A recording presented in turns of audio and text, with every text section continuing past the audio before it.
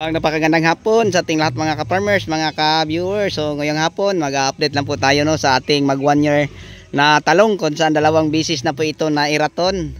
So ito na po mga ka-farmers, mga ka-viewers kung saan marami na namang bunga uli ang ating talong.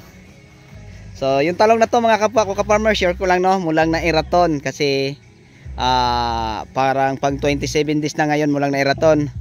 Then tapos bago siya na iraton wala nang dilig na fertilizer kundi ang ginagamit natin ay foliar lang. Then hanggang ngayon foliar pa din. So yung foliar natin ginagamit yun po ay Green Acres. Okay, so yung Green Acres mga kapwa ko ka-farmers, yun po ang foliar na magtatlong taon pa lang no sa atin. Okay, so alam ko na maraming nag-order sa akin, pasensya na po no dahil sa sobrang busy. Hindi ko pa din napadalhan. So totoo lang hindi po ako nagbebenta. So kasi gusto nilang masubukan, bahagian ko po kayo, pero kayo lang ang sa shipping mga ka-farmers Hindi ko po ito patutubuan. So kung magkano man ang bili ko, kasama na ang shipping hanggang sa pagkuha ko, yun lang ang idagdag ko. So yun lang po mga ka-farmers no, mga ka-viewers. So nasa 1 per kapin ang isang galon kasama na siguro sa shipping. So yun lang po ang ma-share at maibahagi ko sa inyo sa nag-order sa atin. Pasensya na po kasi yung iba 3 linggo na nag-order, hindi pa natin napadalhan. May tag-4 na galon, may tag-8 galon, may 10 galon. Pero pasensya na po mga ka-farmers. So nagbili lang ako ng marami para sarili ko lang gamit.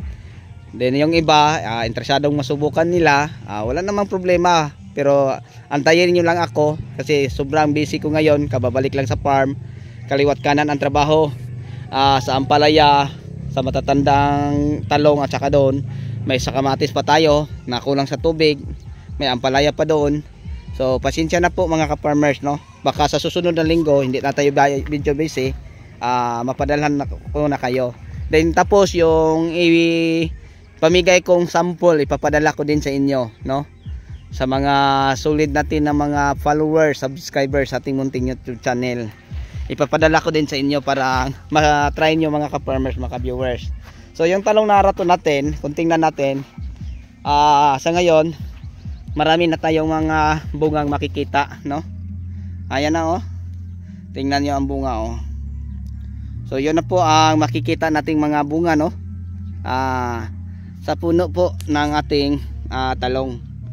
Yan. So medyo maliit pa lang ng konti, magkasabay po ito mga ka-farmers.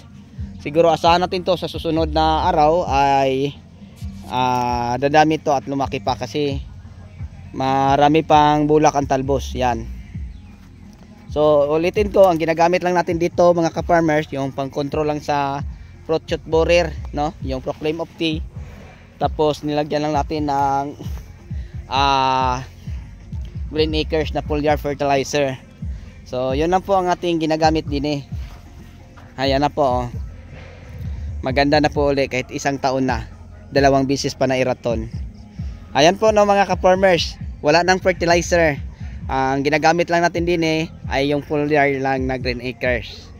Okay, so hanggang dito na lang siguro. Maraming salamat po. So yung sample, meron tayong sample mga ka-farmers, ipapadala ko po sa inyo para matry at masubukan nyo. Tapos yung ano naman natin, galon, pasensya na po no, sa nag-order sa atin na gustong sumubok.